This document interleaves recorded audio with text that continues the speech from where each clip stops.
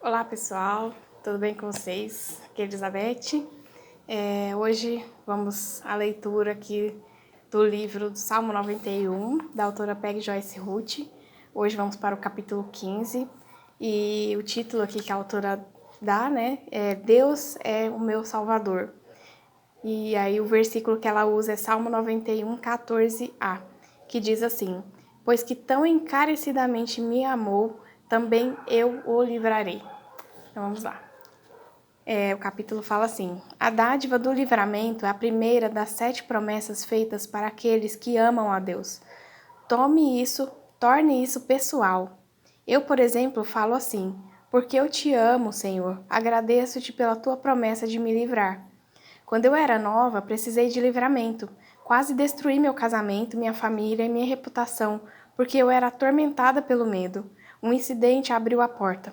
Recordo-me do instante em que minha vida feliz se transformou em um pesadelo que durou 8 anos. No entanto, um versículo me tirou desse inferno mental, que é Joel 2:32a. E há de ser que todo aquele que invocar o nome do Senhor será salvo. Muitos necessitam desesperadamente das promessas de livramento de Deus. A palavra funcionou para mim e funcionará para você. Há também outros tipos de livramentos, os internos e os externos. Pergunte-se: do que ele irá guardar-me? Do que ele irá guardar-me? Lembra-se dos livramentos externos sobre os quais discutimos nos capítulos anteriores? Deus irá livrá-lo de tudo isso. Os problemas do tipo leão, os problemas do tipo filho de leão, os problemas do tipo cobra, os problemas do tipo dragão, o terror da noite, o mal que é feito pelo homem, guerra, terror ou violência, a seta que voa de dia, intentos do inimigo para feri-lo, a peste, que são pragas, doenças mortais, epidemias fatais, a mortandade, que é um mal sobre o qual o homem não tem controle. Em outras palavras, Deus quer livrar-nos de todo o mal conhecido pela humanidade. Essa proteção não para só porque podemos estar em solo estrangeiro, sozinhos, em uma missão perigosa ou no meio de uma batalha difícil. Em seu livro, Uma Mesa na Presença, que o tenente Carey Cash conta, em primeira mão, a entrada militar dos americanos em Bagdá e um testemunho do miraculoso poder de livramento do nosso Deus.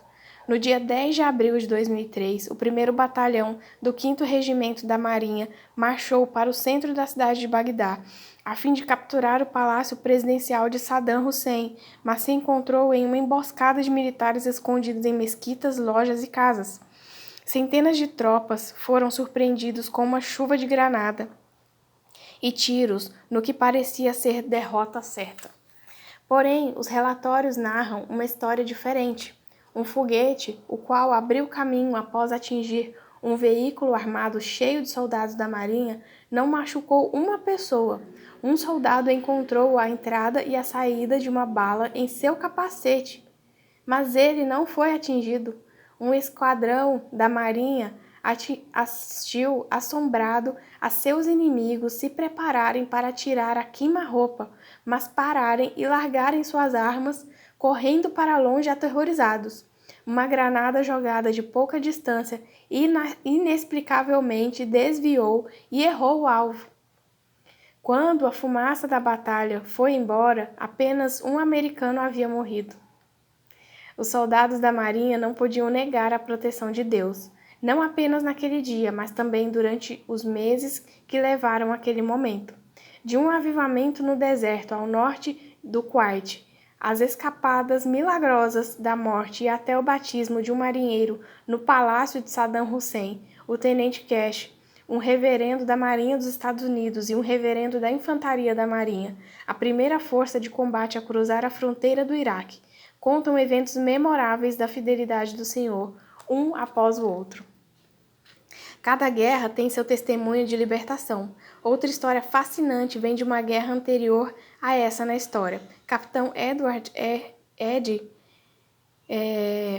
o primeiro piloto de avião americano da Primeira Guerra Mundial, ficou grato porque sabia chamar o nome do Senhor para ser protegido. Ele narra sua história memorável após retornar de uma experiência de quase morte, na qual ficou encalhado no Pacífico do Sul durante 24 dias por causa de uma viagem de reconhecimento que deu errado na época da Segunda Guerra Mundial. Capitão Rickenbacker e o as voador da Primeira Guerra Mundial. Desculpa, gente, vou ler de novo. O capitão Rickenbacker, o as voador da Primeira Guerra Mundial, saiu do Havaí de avião com 7 outros para certa ilha. Mas quando esgotou o tempo de chegada, não havia terra à vista. A bússola deles havia falhado e o rádio não estava funcionando direito. Eles estavam perdidos. E para piorar tudo, o tanque de gasolina estava vazio, resultando em um pouso forçado sobre a água. O primeiro milagre foi o fato de que essa foi provavelmente a primeira vez na história em que um avião de 4 motores feito para pousar somente em terra pousou no oceano sem problemas sérios. A água entrava pela janela quebrada com tanta força que, na pressa de sair do avião antes que afundassem, eles se esqueceram de pegar a água potável e a ração de comida. Tudo o que tinham eram 4 laranjas. Por 8 dias, aqueles 8 homens deveriam ter consumido um total de 192 refeições, mas eles sobreviveram com aquelas 4 laranjas e sem água. Havia 3 botes de borracha. 2 deles foram feitos para aguentar 5 homens, mas a tripulação de Rickenbacker estava certa de que quem desenhou aqueles botes deve tê-los construído pensando em anões. Aqueles homens não queriam pensar que haviam pousado em uma extensão de água, a qual cobria 176 milhões de quilômetros quadrados e envolvia mais de 1/3 do globo. Eles estavam sob metade da superfície de água do mundo, a qual é 25 milhões de quilômetros quadrados da superfície terrestre, de aproximadamente 150 milhões de quilômetros quadrados. Como encontrariam 3 pequenos botes naquela imensidão? Não havia posição confortável. O padrão seria as pernas de um homem sobre os ombros do outro, e as pernas do outro sob os braços de outro. Ondas de quase 4 metros de altura viraram um dos botes, e assim que os ocupantes arrumaram o bote e subiram nele novamente, perceberam que a água estava infestada de tubarões. Eles podiam ver os corpos negros circulando em todo o tempo. Durante o dia, o sol os queimava, além do que se podia imaginar, mas quase congelavam nas noites geladas.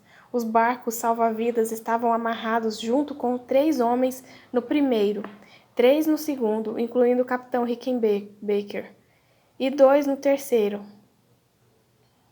O soldado raso Bartek, o qual estava no barco do capitão, tinha uma Bíblia no bolso de seu macacão.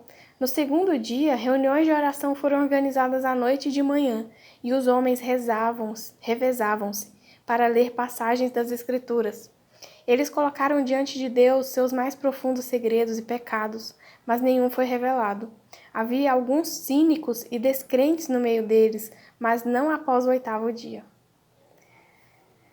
Porque naquele dia um milagre aconteceu. Algo pousou na cabeça de Rickenbacker. Rickenbacker disse, franca e humildemente, nós oramos por livramento, e se eu não tivesse 7 testemunhas, não ousaria contar esta história, porque parece muito fantástica. Depois de 1 hora após a reunião de intercessão no 8º dia, uma gaivota veio do nada e pousou em minha cabeça. Eu ergui minha mão gentilmente e agarrei. Nós a estrangulamos, depenamos, limpamos a carcaça, dividimos a carne entre o grupo e comemos cada pedacinho, até os ossinhos. Rickenbacker declarou, tudo por causa dessa pequena ave a milhares de quilômetros da terra. Nenhum de nós duvidava de que a gaivota tivesse aparecido logo depois que terminamos nosso culto de oração, o qual acontecia 2 vezes por dia. Após nosso banquete, usamos suas entranhas como isca, com a qual conseguimos pescar 2 peixes. Naquela noite, passamos pela primeira tempestade. Geralmente, a pessoa tenta evitar nuvens pretas, mas naquele caso, fizemos questão de ir para o centro da chuva para pegar água para beber. Mais tarde, conseguimos pegar mais água e fazer uma provisão. Rickenbacker narrou. Além Dos meus esforços físicos estavam minhas orações. Pedi a Deus que nos ajudasse a remar para chegar à tempestade, a fim de que pudéssemos pegar água fresca. Foi um milagre que conseguiram manejar aqueles botes de borracha para tão longe até a noite chegar. Então ocuparam-se em pegar a água com camisetas, meias e lenços, para depois torcê-los.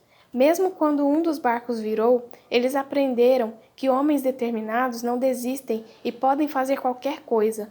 No meio de toda a turbulência, os outros botes conseguiram resgatar os que estavam na água e ajudaram-nos a voltar à segurança. Rickenbacker, o qual tinha começado aquela viagem com uma mensagem para entregar para o general MacArthur, disse que estava claro que Deus tinha um propósito em mantê-lo vivo. Sabia que havia sido salvo para servir.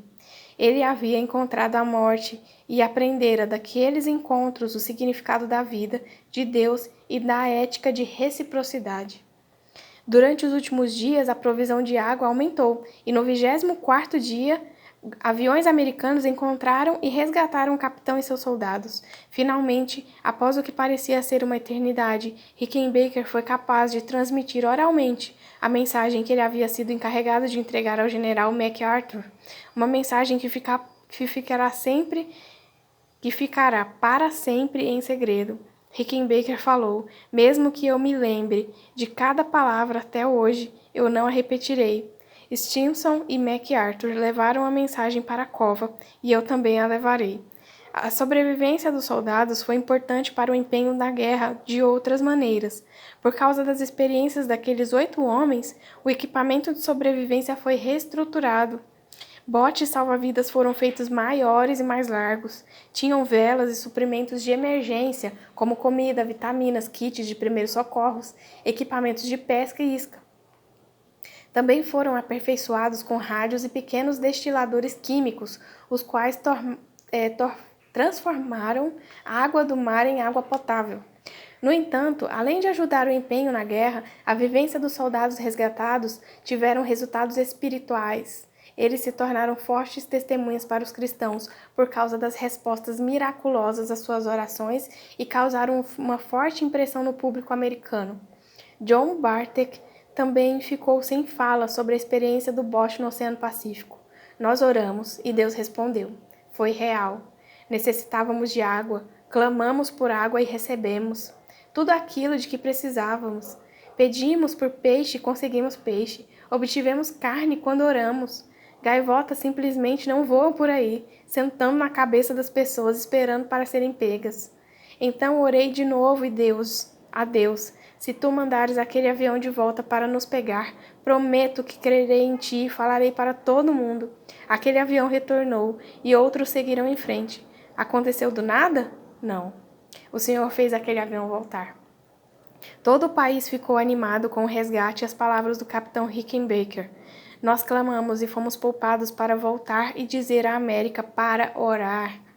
Libertação é abrangente, acontece interna e externamente. Na verdade, está ao nosso redor. Salmo 32, versículo 7. Tu és o lugar em que me escondo, tu me preservas da angústia, tu me cinges de alegres cantos de livramento. Amém? Esse foi o capítulo 15. Espero que tenha abençoado aí a sua vida, a leitura desse capítulo. Tá bom? Que a gente reflita aí sobre orar mais, buscar mais a presença de Deus, certo? Um abraço aí, até a próxima.